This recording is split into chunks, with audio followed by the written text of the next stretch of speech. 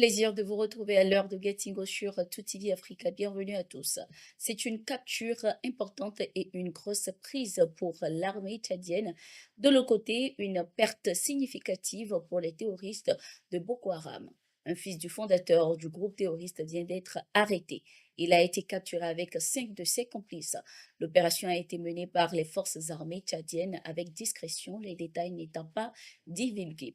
Ce fils du fondateur de Boko Haram se nomme Muslim Mohamed Youssouf, le plus jeune fils du prédicateur radical nigérien Mohamed Youssouf qui a fondé Boko Haram au début des années 2000. Selon les informations, Muslim Mohamed Youssouf opérait sous le pseudonyme d'Abdraman Mahamat Abdoulaye. Ce nom d'emprunt courant dans les milieux djihadistes pour brouiller les pistes n'a pas empêché les autorités tchadiennes de l'identifier.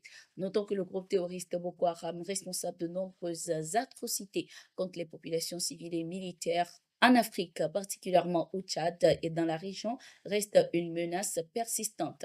La capture d'une figure aussi symbolique que le fils de son fondateur constitue à cet effet un coup dur pour le groupe et renforce la détermination des autorités tchadiennes à éradiquer la menace terroriste sur leur sol.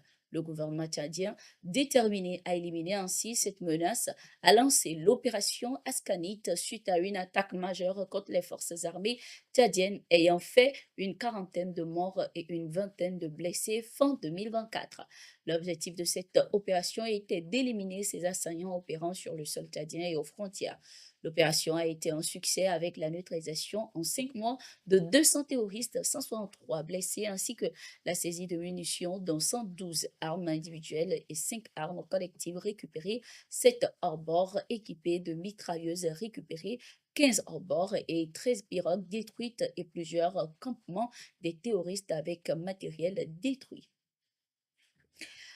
Nous restons toujours dans la lutte contre le terrorisme au Mali. Dans un communiqué ce 19 août 2025, l'état-major général des armées a fait état d'attaques coordonnées contre les forces armées maliennes survenues tôt dans la matinée de ce 19 août 2025.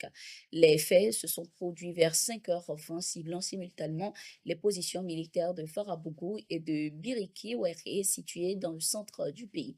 Ces attaques illustrent ainsi la persistance des défis sécuritaires auxquels les forces armées maliennes sont confrontées dans l'exercice de leur mission de protection du territoire. L'état-major général des armées a précisé que des informations complémentaires concernant les pertes humaines et matérielles ainsi que la réaction des forces armées seront communiquées ultérieurement. Face à cette situation, la population malienne demeure solidaire de ses forces de défense et de sécurité, saluant leur détermination à maintenir la paix, garantir la stabilité du pays, assurer la sécurité des citoyens dans un contexte toujours marqué par des menaces récurrentes.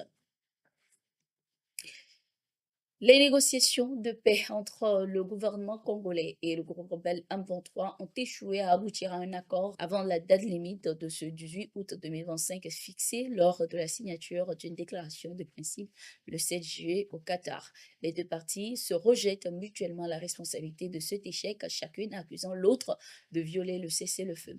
Le M23 affirme que les forces gouvernementales continuent leur attaque malgré l'accord, tandis que Kinshasa reproche aux rebelles de mener des offensives quasi quotidiennement dans les provinces du Nord Kivu et du Sud Kivu. Malgré cette impasse, une source qatari indique que les deux camps ont exprimé leur volonté de poursuivre les discussions.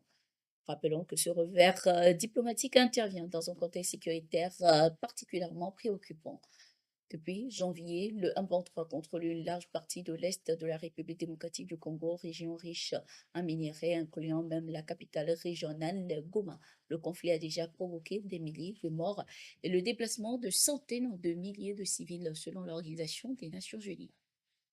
Toujours dans l'actualité, le ministre de la Sécurité du Burkina Faso a reçu une délégation de haut niveau de l'Organisation de la coopération islamique OCI conduite par son secrétaire général adjoint Tariq Ali Paquita. Cette rencontre qui s'est déroulée en présence de l'ambassadeur burkinabé auprès de l'OCI et de représentants de la Banque islamique de développement a permis de renouveler l'engagement commun dans la lutte contre le terrorisme.